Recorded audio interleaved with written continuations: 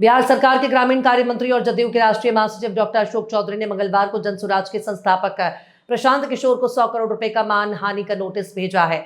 दरअसल प्रशांत किशोर ने मंत्री पर 200 करोड़ के घोटाले और जमीन धोखाधड़ी का आरोप लगाया। जब अदालत ने किशोर को 17 अक्टूबर को पेश होने के लिए समन जारी किया है।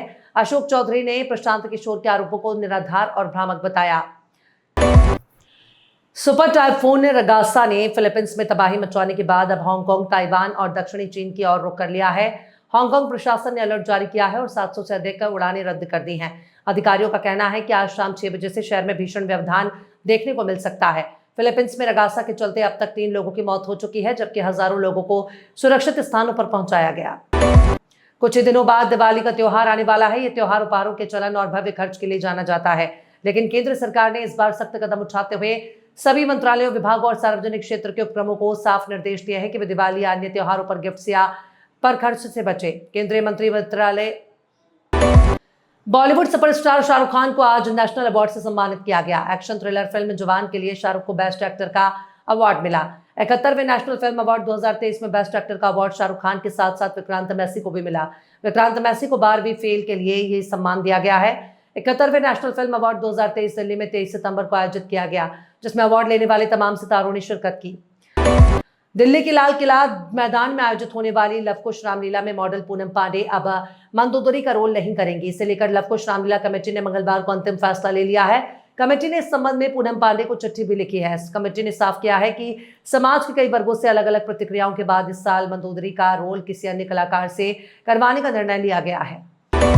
सपा नेता आजम खान ने 2027 के चुनाव को लेकर कहा कि अभी तो मुझे अपना स्वास्थ्य ठीक करना है और इलाज कराना है। उन्होंने कहा कि उसके बाद सोचूंगा क्या होगा 2027 में।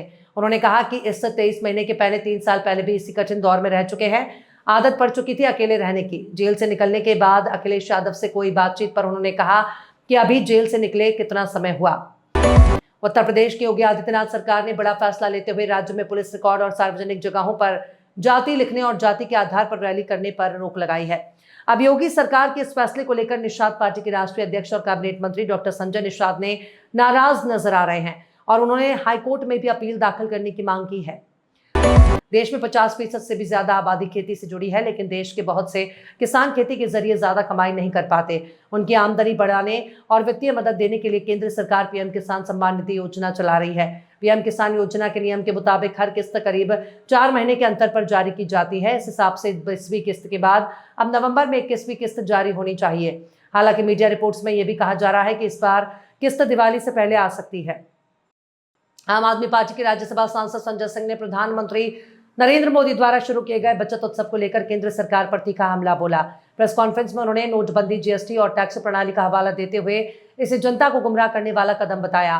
संजय सिंह ने कहा कि जब भी प्रधानमंत्री किसी जश्न की घोषणा करते हैं, देश की जनता उनके बहकावे में आकर असलियत भूल जाती है। उन्होंने तंज कसा कि ये बचत उत्सव है या चपत उत्सव। आईसीसी रैंकिंग्स में भारतीय खिलाड़ियों का जलवा बरकरार है। सभी फॉर्मेट में टीम इंडिया के प्लेयर्स ही नंबर 1 बने हुए हैं। भारत की मेंस टीम के खिलाड़ियों के साथ ही अब विमेंस टीम के खिलाड़ी भी आईसीसी रैंकिंग्स में बेहतर पोजीशन हासिल कर रही हैं। भारत की स्टार बल्लेबाज स्मृति मंधाना अपने इंटरनेशनल करियर की बेस्ट रेटिंग हासिल कर चुकी हैं और आईसीसी वनडे रैंकिंग्स में टॉप पर बनी हुई हैं।